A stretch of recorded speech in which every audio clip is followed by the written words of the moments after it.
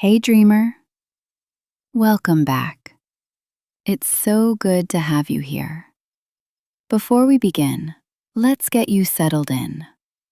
Find a comfortable position, let your body sink into the mattress, and take one slow, deep breath in. And let it all go. Tonight, we're going to the dreaming moors. So close your eyes, let go of the day, and let's drift into the story together. The road had been narrowing for some time. Wren noticed it gradually, the way the hedgerows crept closer on either side, as though the land were gently folding itself around the car, drawing it forward like a thread being pulled through a needle. The tarmac gave way to gravel. The gravel gave way to a track of pale stone and pressed earth. And then, quite suddenly, there were no more hedgerows at all, just open sky and the moors. She slowed the car to a stop. She had not meant to. There was no reason to stop, really. But something in the view demanded it, the way a piece of music sometimes asks you to set down whatever you are carrying and simply listen. So she stopped. She turned off the engine, and the silence came in. Not an empty silence, a full one. There was the low, soft moan of wind moving across the heath. There was the creak of the cooling engine ticking itself quiet beneath the bonnet. There was, somewhere far above, the thin thread of a bird's call, high and pale as a strand of cotton caught in a breeze. Wren sat with her hands resting loosely in her lap and let it all settle around her like snow. The moors stretched in every direction. They were vast and unhurried, rolling gently toward a horizon that felt further away than it ought to. The light was doing something beautiful. It was the hour just before dusk, that quiet interval when the sun has stopped being warm but hasn't yet left, when everything is lit from the side rather than from above, and the whole world takes on a kind of depth, a soft gold dissolving at its edges into violet. The heather caught this light and held it. The hillsides glowed in shades of dusty purple and amber and old rose, colors she didn't quite have names for, colors that seemed to belong to no season in particular, but rather to some country between them. She breathed in. Even through the closed windows, she could sense the air out there, cold and clean and faintly sweet, the way air is in places that haven't been hurried. She had been driving for most of the day. Cities and motorways and service stations with their hard lights and their noise had gradually thinned behind her, giving way to smaller roads and quieter villages, to dry stone walls and sheep standing still in fields, as though they had always been standing there and always would be. Now the world had simplified itself almost entirely. There was only the sky and the heath and the pale track leading forward between them.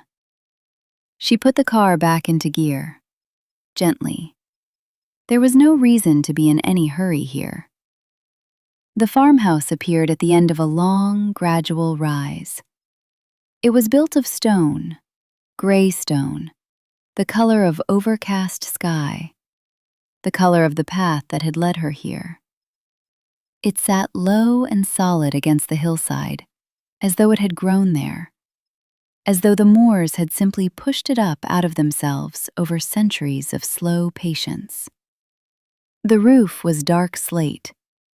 The windows were small and deep set, each one framing a different piece of the surrounding landscape, like a series of paintings hung in a quiet gallery.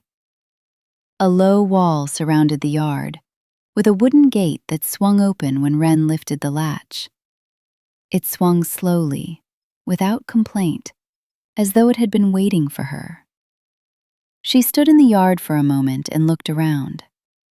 There was a stone trough along the wall, and in it a small, still pool of rainwater that reflected the sky with such perfect clarity that she had the sensation of looking down into something rather than up at it.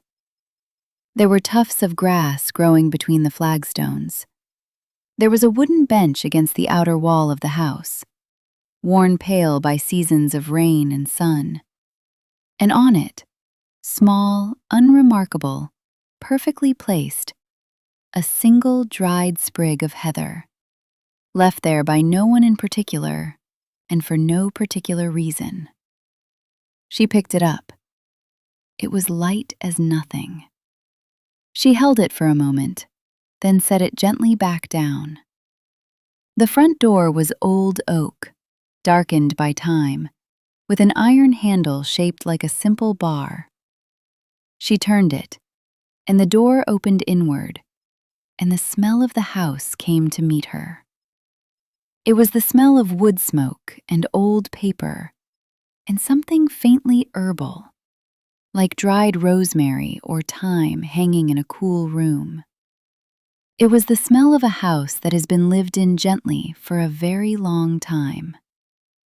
Wren stood on the threshold and breathed it in, and something in her chest eased. Some small tightness she had been carrying without quite knowing it, and was quietly let go. She stepped inside. The entrance hall was narrow and low-beamed. The walls hung with a few simple prints, botanical drawings of moorland plants, pale and precise, foxglove and bilberry, and the arched stem of a bog myrtle. The flagstone floor was covered with a long runner of wool, deep red, soft underfoot. A coat hook held a single waxed jacket, old and well-worn, that she didn't think was hers, but that she found she didn't mind. It felt right there. To the left was the main room. She moved toward it slowly, the way you move through a space you want to keep undisturbed. The room was not large. It held a fireplace of gray stone, a low sofa with cushions in faded green and cream, a wooden coffee table on which someone had left a book face down, a nature guide, she saw, turned to a page about curlews, and two armchairs angled toward the hearth. The ceiling was low and crossed with dark beams. The walls were a pale, soft white that in the current light had taken on a warm apricot tone, as though the room were very gently lit from within. And in the fireplace, a fire, small but real. Someone, the letting agent perhaps, or the woman in the village who held the keys, had set a fire before she arrived. It had been burning for some time and had settled into itself, the flames low and steady, the logs already half charcoal, glowing orange and red at their cores. The heat from it reached her from across the room, a soft pressure against her face, like the warmth of a hand held near her cheek. Wren set down her bag. She didn't unpack it. There would be time for that later, or not. It didn't seem to matter. She simply set it down beside the sofa, and she sat, and she looked at the fire. The flames moved in their slow and changeable way. A log shifted, very slightly, with a soft sound like a sigh. A small shower of orange sparks drifted upward into the darkness of the chimney and vanished. The fire breathed out heat and the faint smell of wood smoke, and the room held it all with a kind of easy generosity, the way a cupped hand holds water. Outside the window, the last of the day's light was settling. The sky had deepened to a blue-gray, and the moors below it had grown still and dark and enormous. But in this room, the world had contracted to something small and warm and entirely sufficient. The glow of the fire on the hearthstone, the slight creak of the house adjusting to the cooling evening air, The distant sound of the wind, which was not threatening, not insistent, only present, the way breath is present, steady and low and continuous. Wren rested her head against the back of the sofa. She looked at the ceiling. She looked at the old beams, their dark grain running the length of the room. She noticed the way the firelight moved across them, shifting and slow, throwing soft shadows that came and went like the thoughts you have just before sleep. Present, and then not, and then something else. Her shoulders dropped. She hadn't noticed they had been raised. She let out a long, quiet breath, and it seemed to her that the house accepted it, took it in the way a piece of music absorbs a rest, a pause between notes that gives the whole thing space to breathe. The fire crackled very softly. The wind moved across the hillside outside. Wren closed her eyes for just a moment and felt the warmth of the room settle around her like a blanket drawn up slowly, gently, by some careful and unhurried hand. She was here now. There was nowhere else to be. The moors were outside, waiting with all the patience of old places that have learned not to rush. And in here, the fire held its quiet light, and the house held its quiet warmth, and everything, for the first time in a long while, was still. She didn't plan to go outside. It simply happened, the way small decisions sometimes do. Not as choices exactly, but as movements the body makes before the mind has caught up. One moment, she was sitting by the fire, watching the last of the flames settle into their slow orange rhythm. And then she was standing. And then she had found her coat on the hook in the hall, the old waxed jacket that was not hers, and put it on, because it was there, and it was warm, and it smelled faintly of the outdoors, of cold air and something green and living. And then she had opened the front door. The evening came in to meet her. It was cooler than she had expected, a clean, clear cold. Not the damp cold of cities, not the gray, pressing cold of wind off concrete, but something altogether different, something with space in it. She felt it settle against her cheeks, against the backs of her hands, and it was not unpleasant at all. It was simply honest. The air up here did not pretend to be anything other than what it was. She pulled the jacket a little closer and stepped out into the yard. The sky had deepened since she arrived. It was the blue now of deep water, or of the moment just before sleep, that particular shade that exists only briefly, only in the minutes between dusk and dark, when the last of the light has pooled itself at the western horizon, and everything above it has grown still and clear and enormous. A single star had appeared. Just one, directly overhead, burning with a quiet steadiness that seemed almost deliberate, as though it had chosen to show itself early, to be the first. Wren stood in the yard and looked up at it for a long moment. Then she lifted the latch on the gate and walked out onto the moors. The path was narrow, little more than a thread of packed earth winding between the heather, and she followed it without thinking too carefully about where it led. It went forward, and that was enough. The heather grew close on either side, knee-high in places. The small woody stems crossed and interwoven into something that looked, in this light, like the surface of a very old and patient sea. The flowers had mostly faded with the season. What remained was a deep, dusty purple-brown, the color of dried lavender, of things that have been beautiful and have settled now into a quieter, more permanent version of themselves. She walked slowly. There was no reason to hurry, no destination. She simply walked, and the path unfolded ahead of her one step at a time, and the heather moved very slightly on either side as the wind moved through it, and the sky above grew gradually darker and more full. Her feet found the rhythm of it easily, step and step and step again. The ground was firm and slightly uneven underfoot, the ancient hummocks and hollows of the moorland, shaped over centuries by nothing but rain and root and the long patience of the earth. She thought of nothing in particular. That was the surprising thing. Usually her mind kept its own company, turning over the day's unfinished business, rehearsing conversations, making its lists.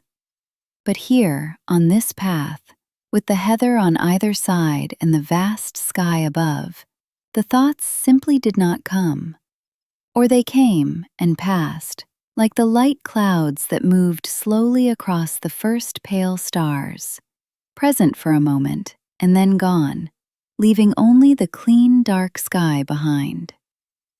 It was very quiet, not silent.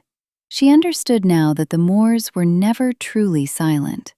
But the sounds here were all of a kind, all made of the same material, all belonging to the same long, unhurried story. The wind was the main voice. It moved across the heath in waves, low and continuous, rising and falling like a slow breath, a breath so long and so steady that she found, without trying, that her own breathing had begun to match it. In and out, and in again. Between the gusts, other sounds. The dry rustle of the heather stems where the wind passed through them. The faint creak of a wooden fence post somewhere downhill, invisible in the gathering dark. The ticking of small insects in the grass, a sound so fine and constant that she had almost not noticed it, the way you almost don't notice the ticking of a clock in a room you have lived in for years. And then, floating up from somewhere far below and to her left, a bird. She heard it before she could name it. A long, curving call, liquid and a little mournful, though not sad exactly. More the way a cello note is not sad but simply deep, simply full of something. It rose and fell and rose again, and then it dissolved back into the wind, and the moors absorbed it as they absorbed everything, quietly, without comment, without surprise. A curlew. She remembered the nature guide on the coffee table, turned to its page on curlews. She hadn't read it, only glimpsed the illustration. The long curved beak, the streaked brown feathers, the bird standing very still at the edge of some dark water. She thought of it now, invisible somewhere below her, calling into the dusk. Not to her, of course, not to anyone, simply calling, because it was evening and this was what the evening required. She stood still and listened until the sound was gone. Then she walked on. The path curved gradually to the right and brought her onto a small rise. Not much of a rise, just a gentle swell of ground, and from it she could see a little further in every direction. Behind her, the farmhouse sat low against the hillside, its windows lit from within, two small, warm rectangles set into the dark stone. Ahead, the moors continued, rolling away in long, slow undulations toward a horizon that was now just a shade lighter than the sky above it, the last breath of the day held along the edge of the world. She stayed on the rise for a while. The wind was stronger up here, but not harsh. It moved through her hair and against her face, and she let it, tilting her head back a little, looking up at the sky, which had filled itself now with more stars than she had expected. They appeared gradually, the way they always do.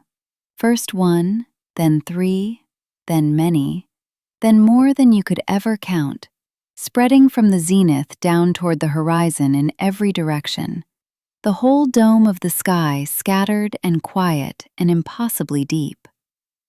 She had forgotten about stars, not forgotten that they existed, but forgotten this. The particular feeling of standing under a very dark sky and looking up and feeling the scale of it without fear. In cities, the sky is always close, always truncated by light and buildings. Here it was simply itself, vast and dark and indifferent to everything in the most peaceful sense of the word. Not hostile, not cold, just wholly and completely unhurried. She breathed in. The air smelled of heather and cold earth and something sharper underneath. The mineral smell of stone after a day of wind, clean and old and exact. She breathed it in and held it for just a moment, the way you hold a sound you want to remember, and then let it go. Something moved at the edge of her vision. She turned, unhurried, and caught the pale flutter of a moth. It passed close to her, close enough that she felt, or imagined she felt, the faint disturbance of its wings against the still air just beside her cheek. And then it was gone, dissolved back into the dark as silently as it had come. She watched the place where it had vanished. A moth, out on the moors in October, navigating by the last of the light, or by some private knowledge of its own. Small and pale and utterly at home. She watched for another. After a while, one appeared. Further off this time, a faint white shape moving low over the heather, drifting in that peculiar way moths have.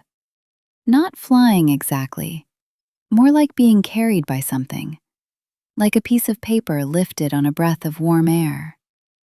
It rose and fell and turned and was gone. Then nothing for a long while. Just the wind and the stars and the distant curlew calling once more from somewhere below. She did not mind the nothing. The nothing was pleasant here. It had a texture to it, a quality. It was the kind of nothingness that feels full rather than empty, full of small sounds and slow movements, and the particular sensation of being very small within something very large, and finding that entirely all right. She thought, I could stand here for a long time. And then she thought, there is no reason not to. So she did. She stayed until the cold found her properly, until it had moved past the pleasant clarity of the early evening and begun to settle into her bones with a gentle insistence that suggested it was time to return. She did not resist it. She simply turned, and the farmhouse windows were there, their warm light patient and steady on the hillside, waiting without urgency, the way fire always waits. She walked back along the narrow path between the heather.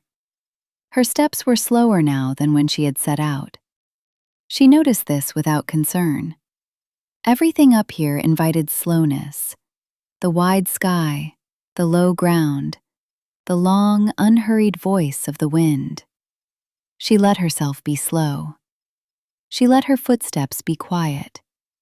She let the night come in around her as she walked, the dark thickening gently on either side of the pale path, the stars brightening overhead, the distant call of the curlew rising once more, and then settling into silence.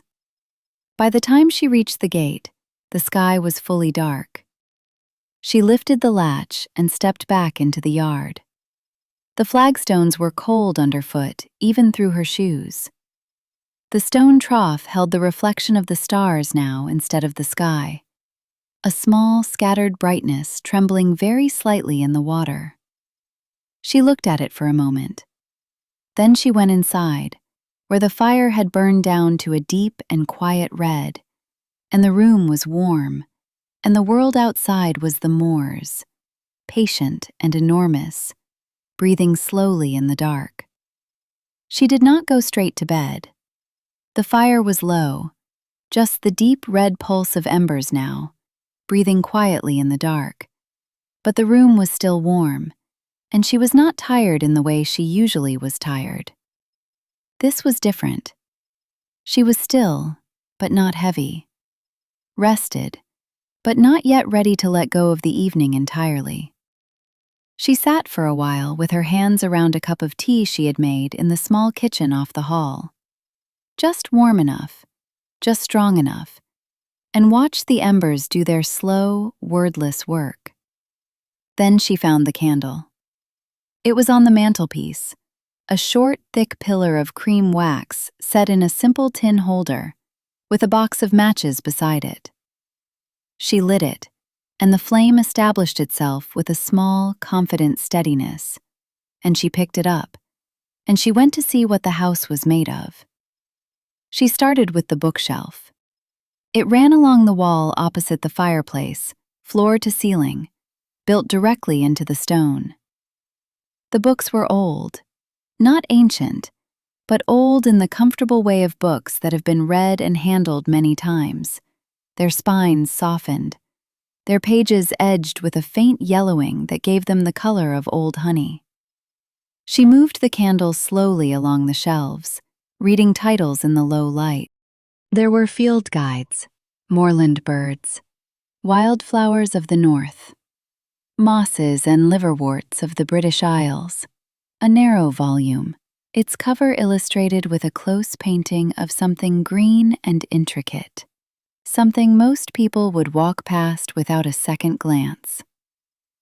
She ran a finger along its spine, gently. There were novels, a few, cloth-bound, their titles pressed in faded gold. There was a collection of Yorkshire poetry, its pages loose at the spine, as though it had been opened many times at the same place. She was curious which poem, but she didn't look. It seemed too private a thing to investigate tonight. She left it as it was, its secrets held softly between its pages. There was a small wooden box pushed to the back of one of the lower shelves, partly hidden behind a stack of pamphlets on dry stone wall construction. She pulled it forward and lifted the lid. Inside, a small compass, its needle swinging slowly to north. A folded piece of paper. A flat stone of pale gray with a stripe of white quartz running through it like a seam of light, smooth on one side from long handling. She held the stone. It was cool and perfectly weighted in the palm of her hand. She turned it once, twice, feeling the smooth side and the rough, the clean white stripe under her thumb. Then she set it back, carefully, and replaced the lid, and slid the box back where she had found it. The kitchen was small and low-ceilinged, its walls the color of old cream, its surfaces worn smooth by use. A copper pot hung from a hook above the stove, not decorative, just a pot, heavy and practical, its copper dull in the places where it had been held most often. The window above the sink looked out onto the back of the hill, and in the dark, all she could see was her own reflection in the glass, and behind it, faintly, the pale shape of the hillside under the stars. She looked at her own face for a moment, without thinking very much about it. Then she turned away and went back to the hall.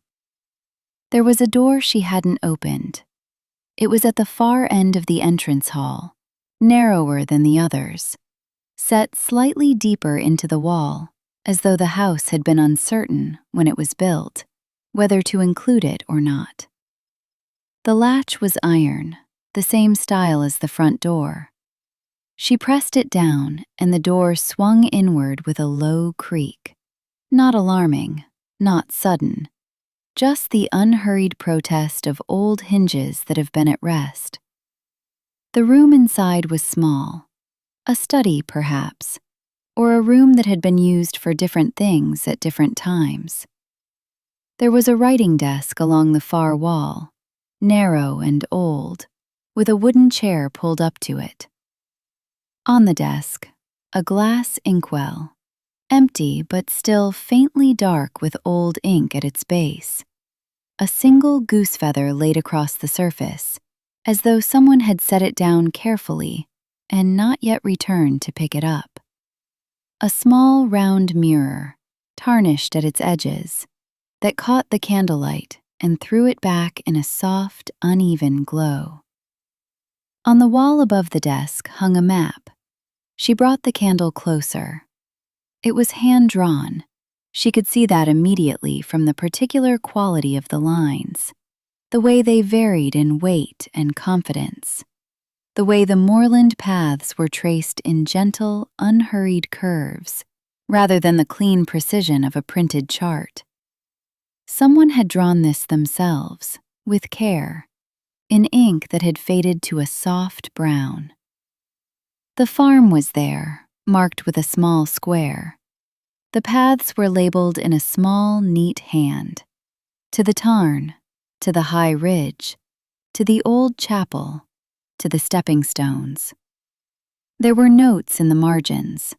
The words, "Spring flowers here in April," written beside a cluster of small marks near a stream.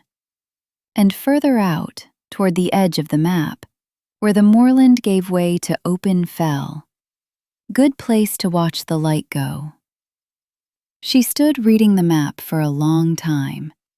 She traced one of the paths with her finger without quite touching the surface, following it as it wound from the farm northward along a ridge, then dropped down into a wide valley she had not yet seen, then climbed again toward a small cross that marked what the handwriting called simply, "The Old Place." She wondered about the person who had drawn this, not with any urgency, just wondered, gently, the way the mind does when it encounters something made by a pair of hands that are no longer present. A mild and pleasant curiosity, the kind that doesn't need answering. She lowered the candle and looked around the rest of the room. There was a low shelf along one wall, holding a row of small glass jars, each one containing something gathered from the moors. Dried seed heads, a fragment of gray lichen on a chip of stone, a curl of birch bark the color of pale gold, a handful of tiny pebbles in various shades of gray and brown, and once, at the end, a single smooth piece of dark green serpentine, its surface polished by some old water. She picked up the birch bark. It was lighter than air. She held it close to the candle, and the flame shone through it as though it were translucent, which it was, nearly. A faint map of its own veins ran through it in a pale gold tracery. She set it back. The staircase was at the far end of the hall, narrow, as she had expected, with a low handrail of dark wood, worn smooth on its upper edge by the passage of many hands over many years. She climbed slowly, testing each step, and the wood spoke under her weight in small, familiar sounds. A creak, a settle, a soft groan, the language of old houses at rest. At the top of the stairs, a short landing and 3 doors.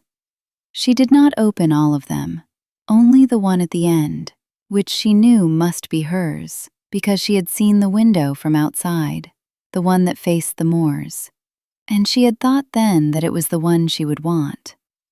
The room was simple, a bed with a curved iron headboard, its frame painted white, its blankets piled in thick wool layers of gray and cream and a deep, quiet blue. A small bedside table holding a lamp with a linen shade. A low wooden chest at the foot of the bed, its lid inlaid with a simple pattern in a lighter wood. Just lines, just geometry, nothing elaborate, but attended to. Someone had cared about the chest. You could feel it. And the window. She went to it and looked out. The moors were entirely dark now and enormous. She could see very little, the faint, pale line of the path she had walked earlier, catching the starlight. The dark mass of the hillside rising to her left, the wide open sky above, clear and crowded with stars. She stood at the window and looked out into all of it for a long while, the candle in her hand, its small, warm light reflected dimly in the glass beside her own face. The wind had eased. It was there, but softer now. The great, slow breathing of the moors settling into the deeper rhythms of the night. She could hear it against the glass, a low, continuous sound, like the sound of the sea heard from a long way away, or like the sound of a very large and very quiet creature breathing just on the other side of the wall. She found it comforting. She set the candle on the bedside table and sat on the edge of the bed. The blankets smelled of wool and lavender and the clean cold of a room that has been aired. She pressed a hand down into them and felt their weight, their density, the warmth that was already beginning to build beneath her hand. On the bedside table, beside the lamp, someone had left a small card. Plain white, no envelope. On it, written in the same small, neat hand she recognized from the map downstairs, a single line. "The moors are kindest at night. Rest well." She read it twice. Then she set it back on the table, and she looked at the candle flame, small and steady in the still air of the room, burning with the particular quality of candlelight that no other light quite replicates. That warm, close, slightly unsteady brightness that makes a room feel not like a room at all, but like a held space, a pause, a breath drawn in and not yet released. She thought of the map downstairs, the paths traced in careful ink, the note in the margin, "Good place to watch the light go." She thought of the stone with the white quartz seam, cool and smooth in her palm. She thought of the moth, pale against the dark sky, carried on a current of air she had not felt. The candle flame barely moved. Outside, the wind moved across the heather in its long and patient way, and the stars turned so slowly above the moors that no single moment of watching could have caught the movement. Only time, only the gradual accumulation of many still moments, the way sleep comes, the way all quiet things come, not in a rush, but in a slow and certain tide that arrives before you have quite noticed it is on its way. She reached out and cupped her hand around the candle flame. She held it there for a moment, feeling the warmth of it against her palm, close but not burning, exactly as much as was comfortable. And then she gently blew it out. The dark came in softly. Not complete dark. The stars were still there in the window, and a faint ambient light lay across the room in a thin silver-blue wash. Enough to see the shapes of things without their details. Enough to know where everything was without needing to look. The chest at the foot of the bed. The pale mound of the blankets. The window, and beyond it, the wide, dark moors. And above them the sky, which held its stars with the same unhurried patience it had held them all evening, and would hold them all night, and would hold them long after she had closed her eyes. She lifted her feet from the floor. She pulled the blankets over herself, and they were heavy and warm and exactly right.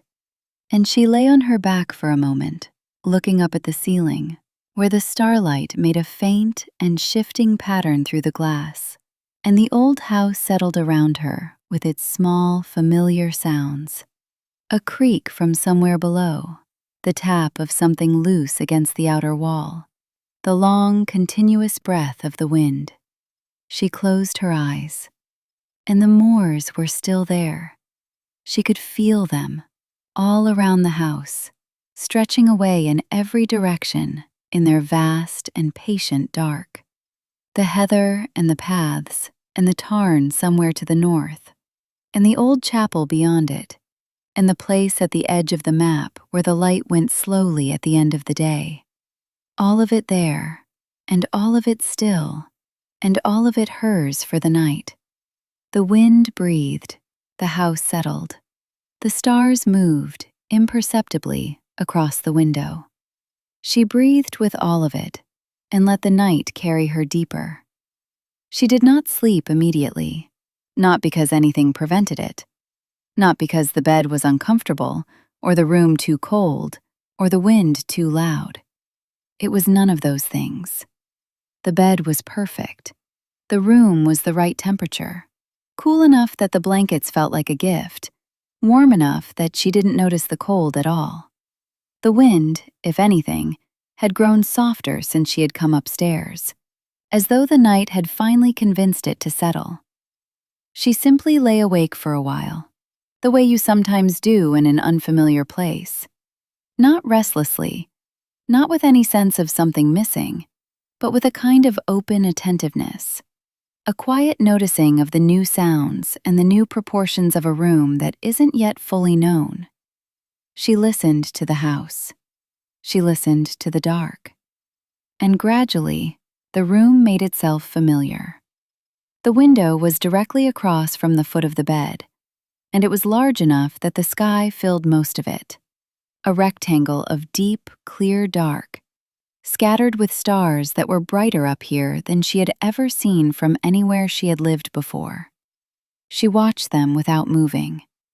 Just watched, the way you watch a fire, not looking for anything in particular, not expecting anything to happen, simply letting the eyes rest on something that is doing its own quiet work.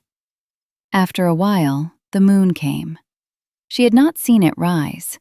It must have come up while she was inside, while she was exploring the study and climbing the stairs and reading the small card on the bedside table.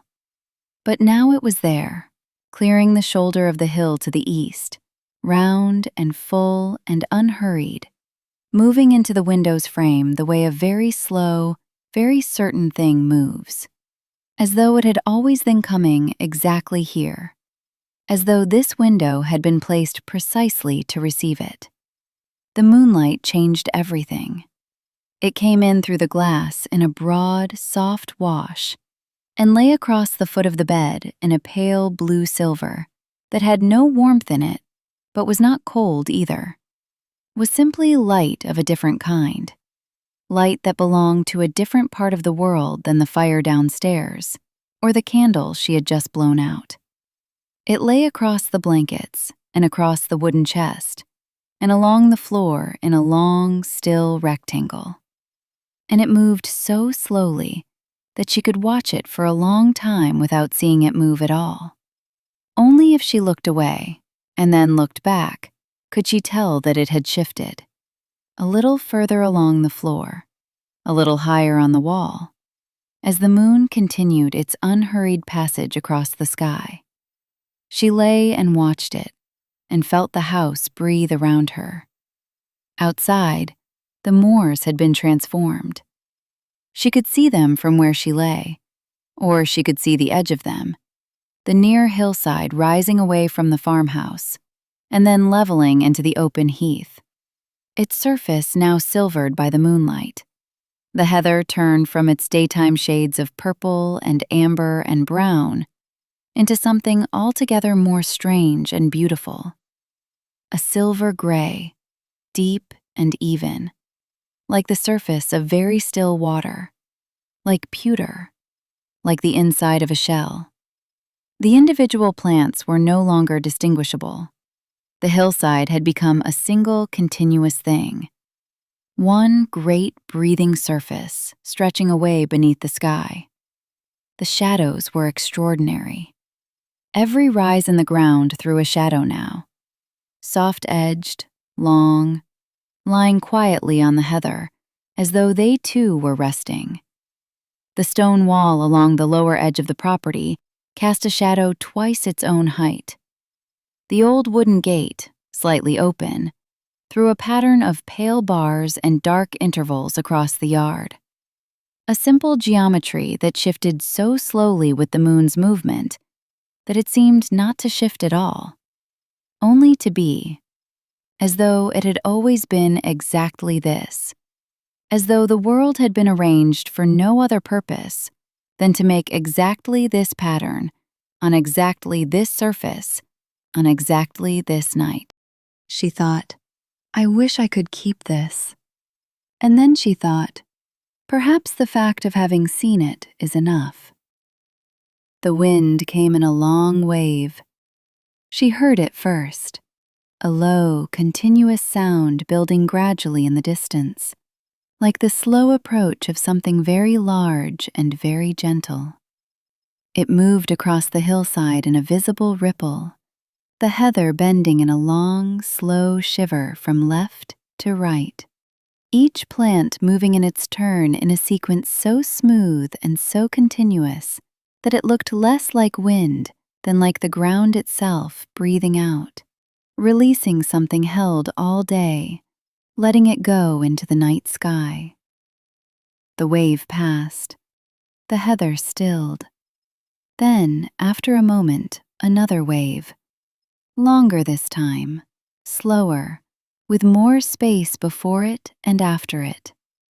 She lay and watched them come, one after another, each one a little different from the last, wider or narrower, stronger or more gentle, each one moving across the silver hillside in its own particular way, and then disappearing over the ridge into the dark beyond. She found she had been counting them without meaning to. 1, 2, 3. She stopped counting. It didn't matter how many there were.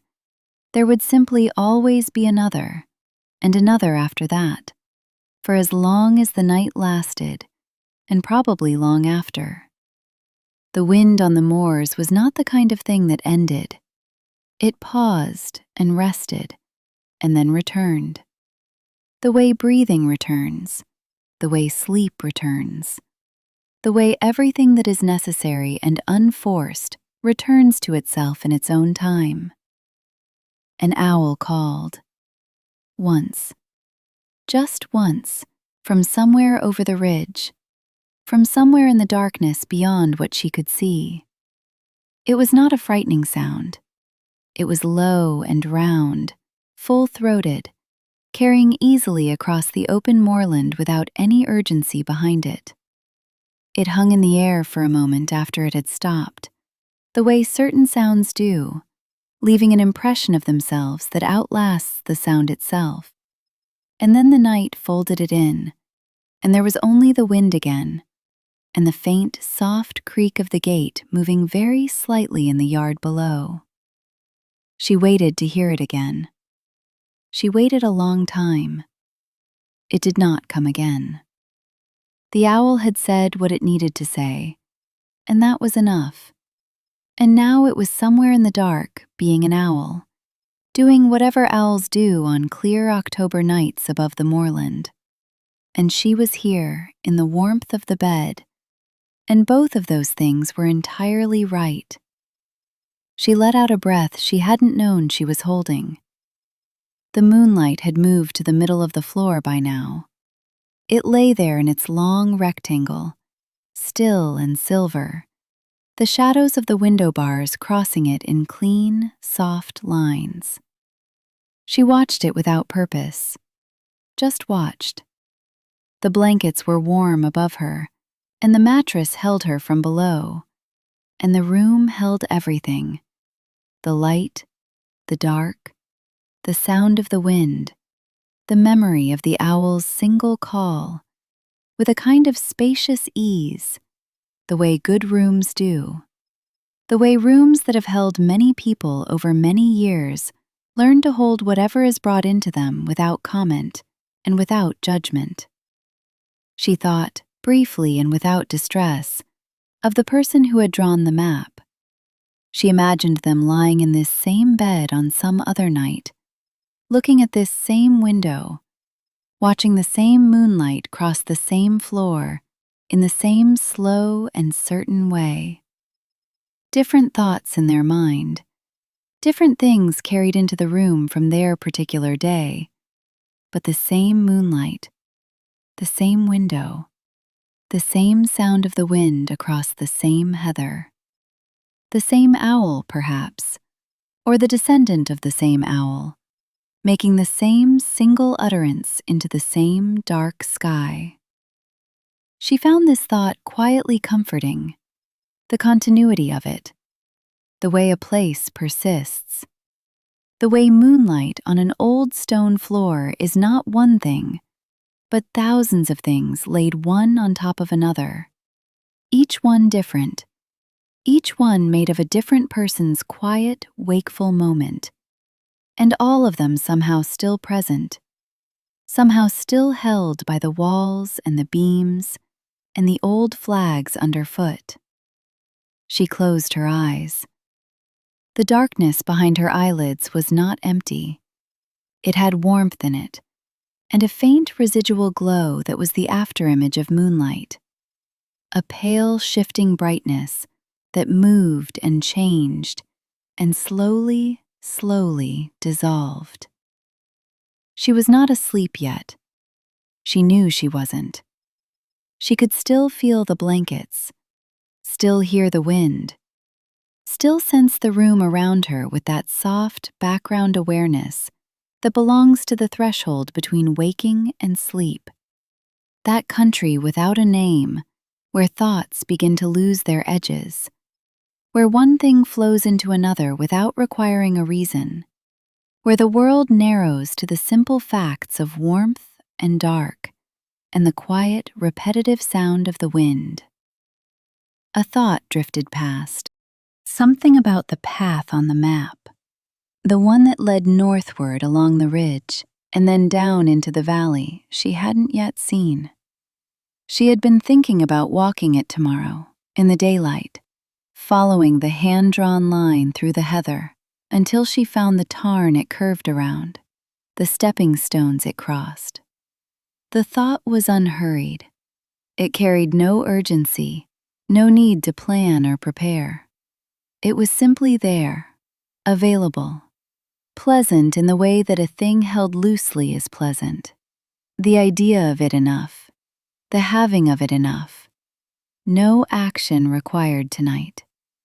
The thought drifted on.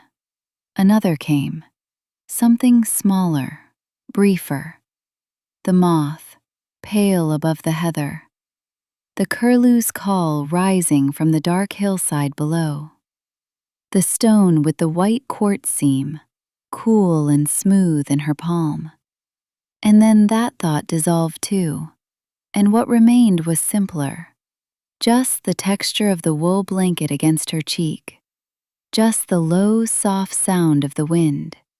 Just the cool blue light that lay across the room in its long, slow travel from one side to the other, keeping its own time, answering to nothing but the sky. The house was very quiet. Not empty quiet, full quiet. The quiet of a place that is occupied and at rest. That particular quality of stillness that only exists when something living is present within it, breathing and warm and unmoving. She was part of that stillness now. She could feel it. The house around her, and the yard outside it, and the moors beyond the yard, and the sky above the moors. All of it was one continuous thing, one enormous quiet, and she was somewhere in the middle of it, small and warm and held. The moon continued its passage across the window. The wind continued its long, slow movement over the heather. Somewhere over the ridge, somewhere in all that dark and silver distance, the owl was silent on its branch, its eyes open in the night, watching something she could not see, with a patience she could only approximate in sleep. She breathed in. She breathed out. Her hands lay open at her sides, and her shoulders had fallen as far as they would go, and the blankets held their warmth, and the room held its quiet, and the moonlight made its slow and unhurried way across the floor, the old stone floor that had been crossed so many times by so many feet, on so many nights exactly like this one. And there was nothing left to think, and nothing left to do. And the world was simply the world, patient and enormous, and entirely at rest. She breathed in. She breathed out. And the night held her there, gently, at the edge of something. The window was still there. She knew it without opening her eyes. Knew it the way you know, in the last moments before sleep, the shape of the room around you, the particular quality of the dark, the direction of the nearest wall. The moonlight was still crossing the floor somewhere. She could sense it through her closed eyelids, faint and cool and silver, a presence without weight. The wind was still there too, still moving across the moors in its long, slow waves, still making that low, continuous sound against the glass. Not a whistle, not a howl, something far gentler than either of those, more like the sound of a very deep, very even breath, more like the sound of the world doing what the world does when no one is asking anything of it. She listened to it without deciding to listen. It was simply there, and she was simply here. And between those two facts, there was nothing at all. The blankets were warm. She noticed this the way you notice warmth when you have been warm for a long time. Not as a new thing, not as something that required attention, but as a simple, continuous fact, part of the fabric of the moment. The wool was soft against her cheek. The weight of the blankets pressed down with exactly the right degree of gentle certainty, like a hand resting on a shoulder, not gripping, not asking anything, just present, just there. She breathed in. She breathed out. She was not thinking now. Or rather, thoughts were still arriving, occasionally, the way objects drift past in slow water. But they were arriving without edges, without urgency, without the slight sharpness that thoughts have when they matter, when they require something of you. These thoughts required nothing. They appeared, and they were there for a moment, and then they were gone, dissolved back into the general warmth and quiet of the room, leaving no trace behind them. A color, pale gold, like the birch bark she had held up to the candle. A sound, the curlew's call, but very far away now, as though heard from another hillside entirely, as though it belonged to a different evening, rising and falling and dissolving. A texture, the smooth, cool weight of the stone with the white quartz seam, turning in her palm. Each thing appeared, each thing passed, and the space between them grew longer and quieter and warmer, and she did not mind at all. Outside, the moors were breathing. She knew this. She could not see them, she could not hear them precisely, but she knew, with the particular knowledge that comes not from the mind, but from the body, that they were there, that they were doing what they always did, that they had been doing it long before she arrived and would go on doing it long after. The heather, low and patient on the hillside, the paths running through it in their narrow, unhurried lines. The tarn somewhere to the north, still and dark, holding the stars in its surface like a mirror left face up in an empty room. The stepping stones the map had marked, cold and flat, the water moving over them in a thin, clear sheet. The sound of it, a low murmur that had been going on since long before anyone had thought to draw a map, or mark a path, or note in a small, neat hand that there were spring flowers here in April. The old chapel, further out, whatever remained of it, a few courses of stone perhaps, half buried in the heather. the grass growing through its floor, the sky its only ceiling now. She thought of these places without going to them. She held them gently, the way you hold a thought that is pleasant but does not need to be turned over or examined.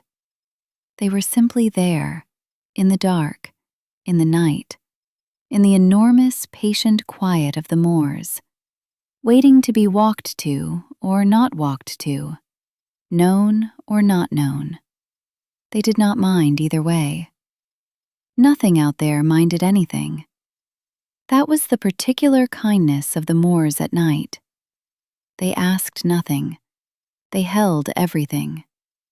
The old stones and the new paths, and the birds sleeping in the heather, with their beaks tucked into their wings, and the moths drifting low over the dark ground, and the fox moving silently somewhere along the ridge, and the stars continuing their ancient, indifferent, entirely beautiful passage across the sky. All of it going on. All of it simply going on. And she, in the warm room, in the warm bed, part of it and not part of it, held at its edge the way the coast is held at the edge of the sea, present and still and touched by it, and resting. The moonlight had moved. She opened her eyes, very briefly without meaning to, the way sometimes the eyes open on their own, gently, just to check, just to confirm that the world is still there. And she saw that the rectangle of silver had traveled past the middle of the floor now and was approaching the far wall, climbing it slowly, the window bars casting their quiet shadows higher now, nearly at the level of the door. She watched it for a moment. It was not urgent. None of this was urgent. The moonlight would cross the wall and cross the ceiling if she slept long enough, and the night would continue its passage, and the moors would breathe through all of it, and the farmhouse would hold its warmth around her through every hour of the dark, and none of it required anything from her at all. She closed her eyes again. The image of the moonlight remained behind her eyelids for a moment, pale and rectangular, softly barred, and then it faded, gently, into the general warm dark, the way all clear things fade when you carry them inward, the way a view stays with you for a moment after you have turned away from the window, and then slowly becomes something else, something that belongs to you rather than to the outside world, something held now in a place beyond sight. The wind came again. She heard it build in the distance, that familiar, gradual swelling, that low and patient gathering. And she heard it cross the hillside in its long, slow wave, and she heard it pass over the roof of the farmhouse with the softest possible sound, a sound like the turning of a page, like the drawing of a breath, like nothing more significant than a moment of air moving across stone and slate and heather, doing what air does, going where air goes, on its way to somewhere else, and perfectly unhurried about it. She breathed with it, in as the wave gathered, out as it passed, in again as the next one built in the distance, already on its way. She did not decide to breathe with it. Her body simply found the rhythm, the way bodies do, the way they align themselves to the sounds of slow water, or the rocking of a boat on still water, or the pulse of a fire, or any of the other rhythms the world offers freely to anyone willing to be still long enough to receive them. The moors were breathing. She was breathing. The two things were the same now, or close enough to the same that the difference did not matter. She was thinking of the path, not planning it, not measuring it, not imagining the walking of it with any sense of effort or direction, simply resting in the idea of it, the narrow thread of pale earth running between the heather, the heather on either side gray-purple and patient, the sky above open and wide, the sound of her own footsteps quiet on the firm ground, the smell of cold air and sweet earth, and the faint mineral sharpness of the hillside. She was on the path and not on the path. She was here in the bed, and she was on the hillside. And the difference between those two places had become very slight, had become the kind of difference that exists only if you look for it. And she was not looking for it. She was not looking for anything. She was simply here in the warmth and the quiet, moving slowly along the path between the heather brushing her hands very gently on either side, the sky enormous above, the farmhouse somewhere behind her with its warm windows and its low fire, and its shelves of old books, and its map with the careful handwriting. Good place to watch the light go. And the light was going now, or the thought was going, or the path was going, dissolving gently at its far end into something that was less path than suggestion, less landscape than the memory of landscape, less sensation than the quiet residue of sensation, warm and faint and good. The heather was all around. Not the real heather, or not only the real heather. The heather in her mind, which was as real as any heather, and perhaps more so at this particular moment, in this particular state, in this warm room with the moon crossing the ceiling and the wind breathing across the ridge. The heather stretched away in every direction. It was not frightening, this vastness.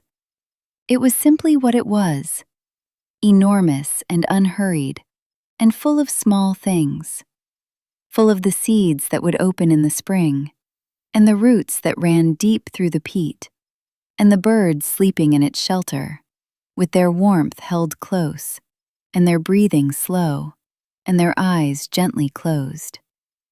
She was in the heather, or the heather was in her. The distinction had gone the way all distinctions go eventually, quietly, without announcement, the way the edge of a wave loses itself as it reaches the sand. The wind moved, very gently. The heather moved with it, a long, slow, continuous shiver that passed through everything, through the hillside, and through the night air, and through the room, and through the blankets, and through her. A wave of warmth and darkness, and the softest possible sound, moving from the west across the open moors, over the ridge, over the farmhouse, over the sleeping heath, over everything, going on and on and on into the east, where the night was still full, and the stars still bright, and the world still held in the last long hours of its deep and quiet dark. The wave passed. The stillness returned.